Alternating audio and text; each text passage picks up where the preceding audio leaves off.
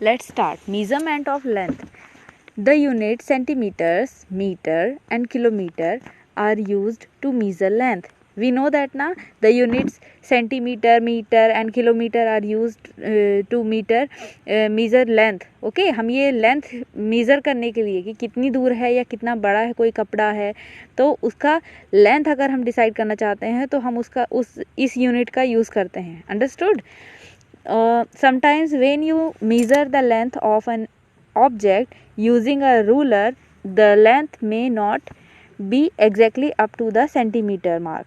If it may fall somewhere between 2 centimeter marks, hence it is written in decimal. Understood? अगर कोई सा ऐसा object होता है कि या कोई रूलर जिसके थ्रू हम जब लेंथ मेजरमेंट करते हैं तब वो लेंथ कंप्लीट सेंटीमीटर में नहीं आ पाती है, राइट? सेंटीमीटर से कुछ कम आ जाती है, होता है ऐसा?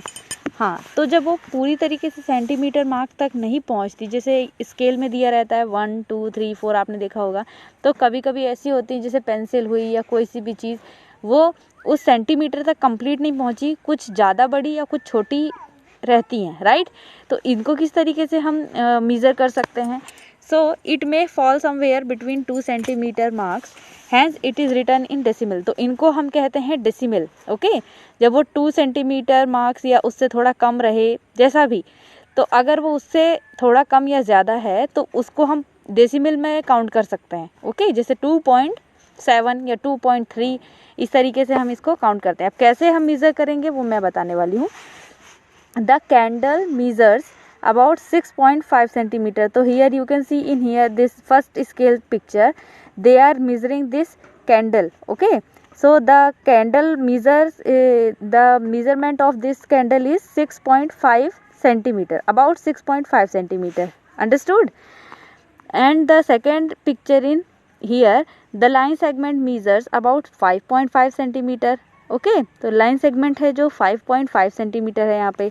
Measure from different points. तो अब हमको क्या करना है इसका, if the end of the scale is broken showing no zero और if the zero marks is not clear, then to get the exact length of any object subtract the reading at one end from the reading at the other end. In this case the length of the pencil is 14 centimetre minus 1 centimetre equal to 13 centimetre. So here you can see, अगर हमारे पास scale टूटा हुआ मिले तो क्या करेंगे, कैसे हम किसी चीज़ को मेज़र कर सकते हैं. तो अगर कोई मेज़रमेंट करना है और स्केल हमारा टूटा हुआ है तो हम क्या करेंगे, एक पॉइंट जैसे ज़ीरो वाले से हम स्टार्ट करते हैं, राइट? तो अब ज़ीरो वाला मान लीजिए उस साइड का टूटा हुआ है स्केल, तो हम क्या करेंगे, ज़ीरो वाला छोड़ देंगे. जैसे यहाँ के स्केल में दिया है कि ज़ीरो वाला जो पार्ट है वो टूटा हुआ है, तो ये इसको कैसे मेज़रमेंट कर सकते हैं. 2 से स्टार्ट है तो 2 के बाद के तो नंबर दिए हुए हैं ना, तो क्या करेंगे कि ये 2 से ही स्टार्ट करें. किसी चीज़ को स्टार्टिंग पॉइंट है वहाँ से तो पता है कि जो 2 से 3 तक है तो वो 1 सेंटीमीटर है, राइट? तो हम 2 से ही इसको काउंट कर लेते हैं. 2 से लेकर और जहाँ तक का जितना बड़ा था उतना किया.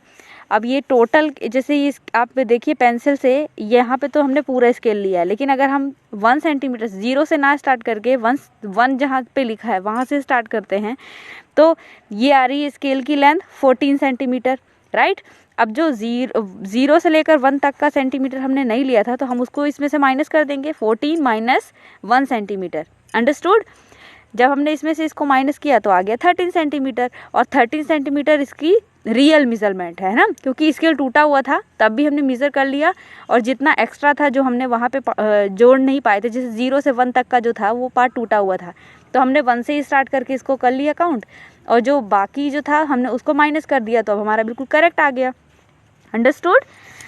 Calculate the length of the full wing. तो अब ये जो इन्होंने आपको स्केच पेन दिया है इसको मेज़र करना है. ओके, तो कैसे करेंगे इसको हम करते हैं. तो स्केच पेन जो है, अब ये मान लीजिए स्केच पेन इन्होंने कहाँ से किया, इसको 2 से स्टार्ट किया, राइट?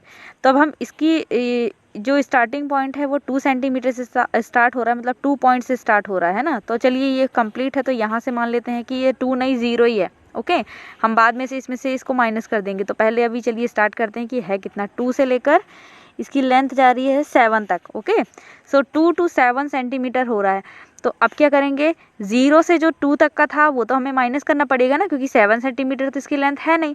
तो हम 7 माइनस 2 करेंगे, क्योंकि ये 2 नंबर से स्टार्ट ही हुआ था। आप देखिए इन picture you can see this sketch pencil is starting from 2, right.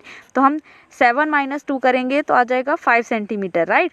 तो जो इसकी लेंथ है, इसकी जो मेजरमेंट है वो यहाँ पे आ जाएगी 5 centimetre. After that this thermometer measure, तो थर्मोमीटर का मेजरमेंट कीजिए। अब यहाँ पे भी इन्होंने 0 से स्टार्ट नहीं किया है ना, इसको कहाँ से थोड़ा आगे से रखा है, मतलब 1 सेंटीमीटर से स्टार्ट किया है। तो 1 से लेकर अब ये आ रहा है 8 सेंटीमीटर, लेकिन क्या 8 सेंटीमीटर इसकी लेंथ है? नहीं है ना। हमें ये 0 से लेकर 1 तक का जो था ये माइनस करना पड़ेगा। 0 से 1 तक का 1 सेंटीमीटर था, तो वो अब हम माइनस करेंगे इसमें से। So 8 minus 1 centimetre equal to 7 centimetre. तो यहाँ पे आ जाएगा 7 सेंटीमीटर। अंडरस्टूड? ओके। तो ये जो नेक्स्ट ऑब्जेक्ट दिया है, एक ये सुई दी हुई है और एक ब्रश दिया हुआ है, तो आप इसका मेजरमेंट खुद से भी कर सकते हैं। वैसे तो ये 0 से ही स्टार्ट है, क्लियर दिख रहा है, लेकिन अब आप देख के बता दीजिए कि कहाँ तक का आ रहा है ना। इन स्केल जो जहाँ तक का आ रहा है वो का वही आपको नीचे लिख देना है। ओके, इसमें कुछ भी माइनस करने की ज़रूरत नहीं है, जितना स्केल में दिख रहा है वैसा आप लिख देंगे, राइट।